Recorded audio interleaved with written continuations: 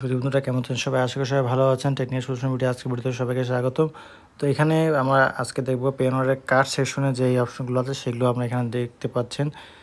তো এইখানে হলো কার্ড কি কার্ড অ্যাক্টিভ আছে, নতুন কার্ড অর্ডার দেবেন কিনা, সেই ক্ষেত্রে এটা ইউজ করা হয় কার্ড সেকশনটি। আমার ডিসেম্বরের কার্ডটি হয়ে যাবে, এক্সপায়ার হয়ে যাবে, তার আগে আমি এখানে অর্ডার করব। অর্ডার করার আগে এখানে একটা অপশন দেবে, আপনি ভার্চুয়াল কার্ড নেবেন না ফিজিক্যাল কার্ড নেবেন। আমার অলরেডি ফিজিক্যাল কার্ড আছে। ফিজিক্যাল কার্ড হলো এটিএমে উইথড্র করতে পারবেন, পেইং ইন স্টোর, আপনি যে কোনো স্টোরেও পে করতে পারবেন। আর ভার্চুয়াল কার্ডে কোনো কিছু পেমেন্ট করতে পারবেন না। ভার্চুয়াল কার্ডের ফিজ হলো গিয়ে 10.99, আর ফিজিক্যাল কার্ডের ইয়ারলি চার্জ হলো 29.99। এটা আপনারা আপনাদের যেটা দরকার সেই হিসাবে নেবেন।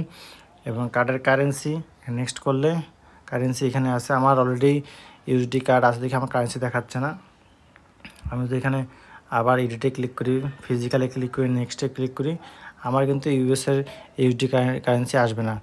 এটা কখন আসবে জানেন? আমার এক্সপায়ার হওয়ার 1 মাস আগে এখানে আমরা শো হবে। মানে আমার ডিসেম্বর শেষে ডিসেম্বরে যদি এক্সপায়ার হয় নভেম্বরের 30 তারিখের পর থেকে এখানে আমার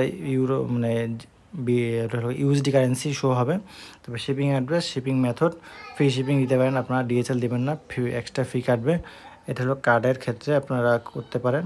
আমার পুরাতন কার্ডগুলো এখানে দেখতে পাবেন, পুরাতন পাস্ট কার্ডগুলো এখানে আমার আছে, এগুলো এক্সপায়ার হয়ে গেছে। রানিং কার্ড হলো এটা ফিজিক্যাল কার্ড। তো আশা করি বুঝতে পেরেছেন পেওনারের কার্ড সেকশনের অপশনগুলো।